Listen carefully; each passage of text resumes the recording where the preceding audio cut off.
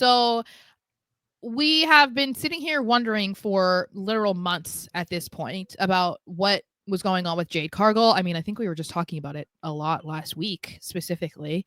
Trying to think of like, okay, when is this going to get figured out? Who is it going to be? Because, the Elimination Chamber is happening in a couple weeks, and now we know for sure that Naomi and Bianca are both in it, and we were like, okay, maybe something happens in this match and that's what sets it up. Maybe Jade's the last one, or Jade comes out and interrupts. We don't know. So Nick Aldis showed them footage from the night of her near unaliving, and we see Nia Jax and Liv Morgan running from the scene, and so it's like, oh, okay, it was them. But I think everybody in their wrestling mind know that this is not telling the entire story, because nothing is ever as it seems in wrestling, especially something like this. And I think that the consensus is hoping that this is not the real footage, that this is not the real end of the story, and that we are going to see something develop with Naomi and Bianca in regards to Jade. It seems that this is the Band-Aid solution. You know what I mean? This is the way where you can give an answer on, or a progression on, who attacked Jade, getting getting Bianca and Naomi into a rivalry or feud with them two, potentially to get those belts off, and then it still leaves an open door for when Jade comes back to give the real story. So that, and if that's the case, I do like this, because Bianca and Naomi need to get the tag team titles off them. Yeah.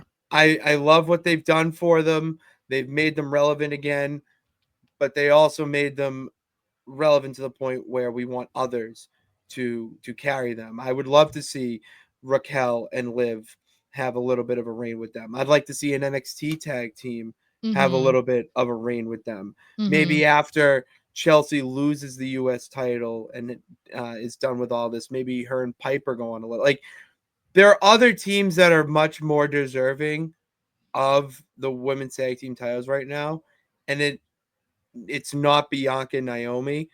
What's a way to get them on the belts off them is something like this, like a little red herring, to throw you off track a little bit, to get them off, and then we can go back and revisit it. Because just because you saw the footage of, that footage of them walking away, Jade's still not back.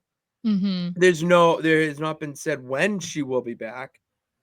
And she's the one who can give you the full story. We don't need footage if it's her. So that's why, to me, this is one big red herring. It'll be interesting if she comes back in, like, at the Elimination Chamber during that match, and she takes out Bianca or Naomi, but then you have to question, who is she taking out? Is she taking out the person who attacked her, or is she taking out the person who took her title?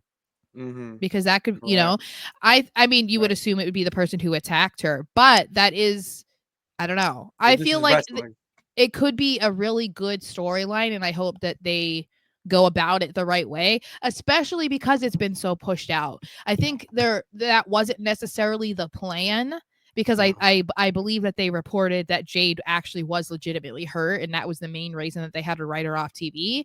So obviously you can't rush somebody back from injury, but I would like to think that if they're still talking about this, because this is a story that if this were during the Vince era, we would have seen Jade on the front of the car and it'd be like, who attacked her, for like 2 weeks, and then we would have forgotten about it, and then they would have wanted us to forget about it, and then she'd come back and it's like, oh, she's back from injury, and you'd forget that she was like taken out on a vehicle. You know what I mean? Exactly. So, like, there would have been no follow-up. Yeah, and so the fact that they're still doing that, it makes it feel like, okay, this is going to be a big story, right? Like, this is going to be a big thing for the women's division on SmackDown. It's just how they go about it that is the scary part, I think.